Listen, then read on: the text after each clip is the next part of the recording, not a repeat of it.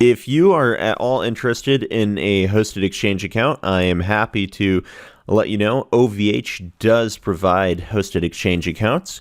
So it's real simple. Once you get your service ordered, you should see Microsoft Exchange over here in your OVH panel. You click on your service. This might say something else in here than ciphers, obviously. It might just mention something about, I don't know, like maybe a server name or service name. Anyway, you're going to come into your associated domains, click add a domain. From there, I put in ciphers.pw. You would obviously put in your own domain. Then you're going to see under accounts, it's going to say CNAME, just like it does up above here. You click on that. It's going to tell you to set a record in your domain control panel. You obviously set that CNAME record to verify ownership of the domain. From there, maybe wait like 10 minutes or so. It's going to show you under diagnostic your MX and SRV records. So you're going to just copy all these with your priorities and hit your root domain. So in my domain panel, I put an @ symbol. In yours, it may be different. But anyways, eventually once you set your MX and SRV, you're going to see the status switch over to OK. You're going to go to email accounts. From there, it's going to say configuration required on your first accounts. Drop that. Click on edit. Here, I've got my domains, or in this case, I only have one domain, so you can drop that down to select a different domain. But from here, let's say that I want to put in sales for the company. I'm going to put ciphers, first name. Obviously, my first name, I could put in a human name if I wanted to. So actually, let's just say that we've got like J Jimbo, right? So maybe for the first name, we've got Jenny, last name Jimbo, and the password, I don't know. Let's do there. So from there, we're just gonna next through that, click confirm, and we've got that being created. So from that, essentially what we'd be able to do is click on this. Once this is finished creating the account, we can log into that account. You can also use the Microsoft Outlook account as well, and that's kind of where the SRV record comes into play, I do believe. Anyway, we're going to go over to groups and click create a contact group.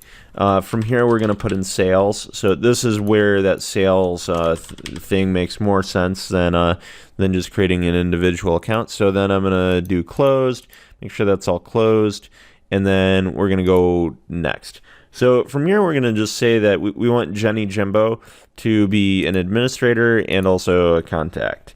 Then we're going to do next, confirm that, and from there, it's creating that sales group. And so you will see, of course, for a lot of things it says creating. It's just got like a process it goes through. But here we can already see it's showing operational. At this point, we should be able to log into this account using the password we set in Microsoft Outlook, for example.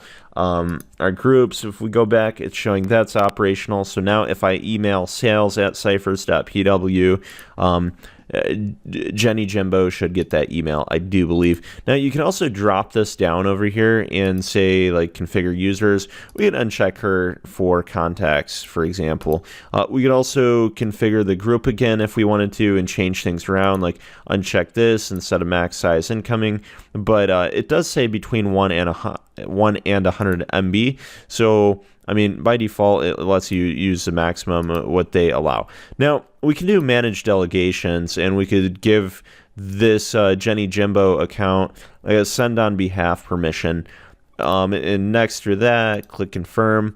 Alternatively, if we wanted to go back to manage delegations, again, we could always uncheck send on behalf and then give that send as permission. So I believe that we'd have to go through that. Now it's saying an error occurred when updating the delegation rights. So that is one thing I have found, is that it can get slightly glitchy when you're handling some of this crap. So just kind of keep that in mind. I'm going to go back to manage delegations, and I'm going to set this, right? So I'm going to do next, confirm.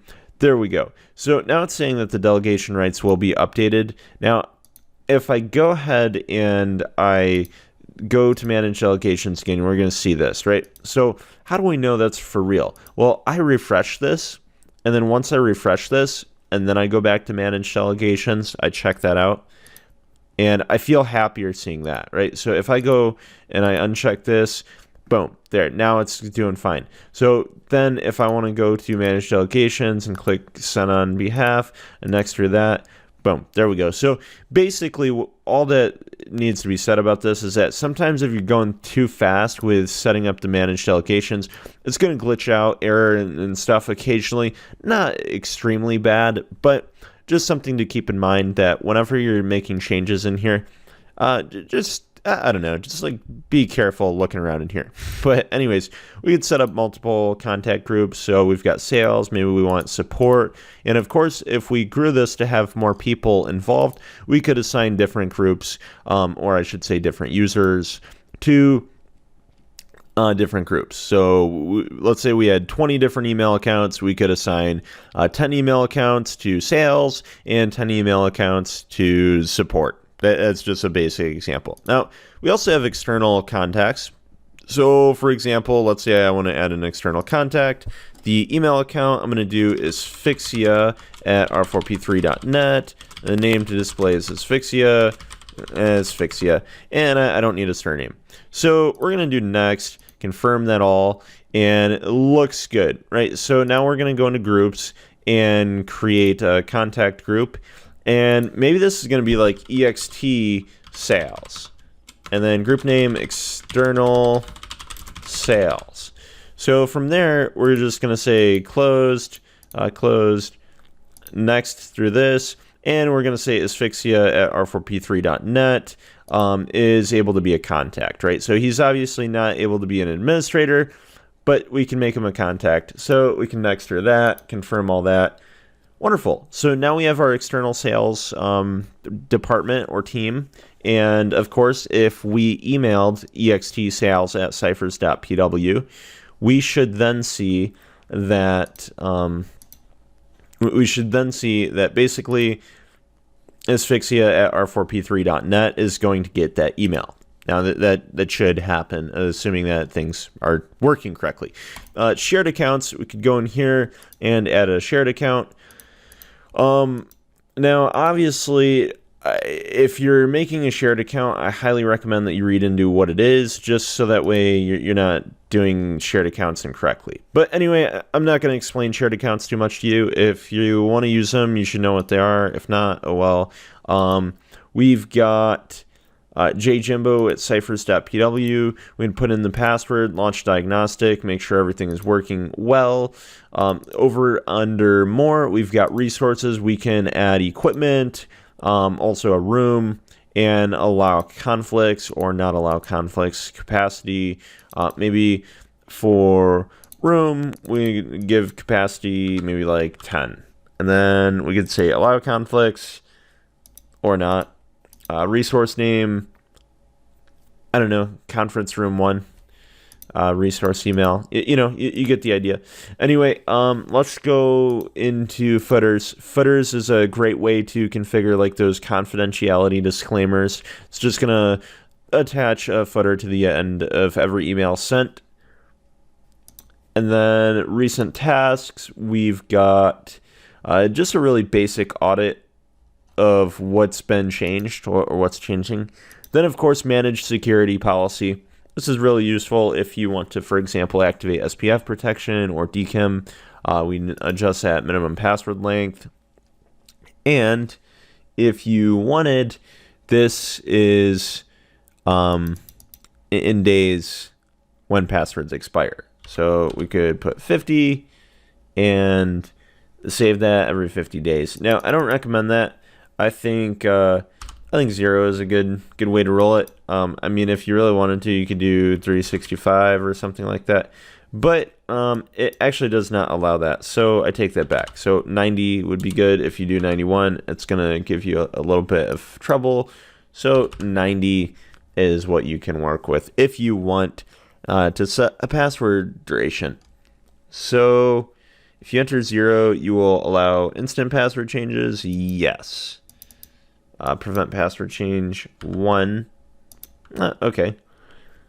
Account lockout duration 30 minutes, lockout counter reset time 30 minutes, account lockout threshold 10. So essentially, you get access to various security policies, and you can configure things, right?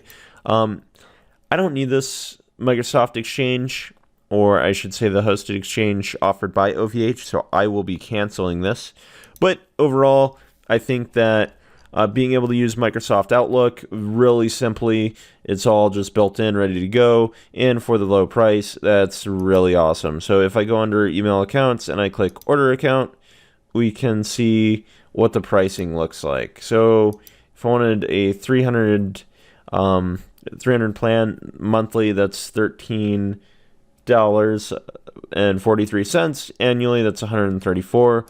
This is for a single account. So if I drop that down to 50, that becomes a little bit more worth it. If I set this to like 100, there you go. So that's just what we're looking at price-wise. So keep in mind, it may or may not be worth it for you. And again, we've got between 1 and 100 for ordering exchange accounts. I have not ordered more than that. So, I mean, let's say that I do 200. That's not going to work. If I do, I'm assuming 101. That's not going to work. Maybe it lets you just order 100. Honestly, I don't know. Try it out. See if it works for you, I guess, if you need this or want this. But yeah, if anybody needs any help, or you are interested in you're interested in how to set this up and you can't figure it out, please leave a comment down below on this OVH hosted exchange video. Hopefully you can figure it out. If not, I'm more than happy to assist. Just drop information down below as to what you're trying to do or what you're looking for, and I will make sure that you get whatever help that you need. Happy 2020. Hell yeah. Goodbye. Cancel. Next. You are about to permanently terminate the service as well as one exchange account's linked to it. Are you sure you want to continue? Cancel. Boom. Canceling. There we go. Exchange service will be deleted on the expiration date. Wonderful.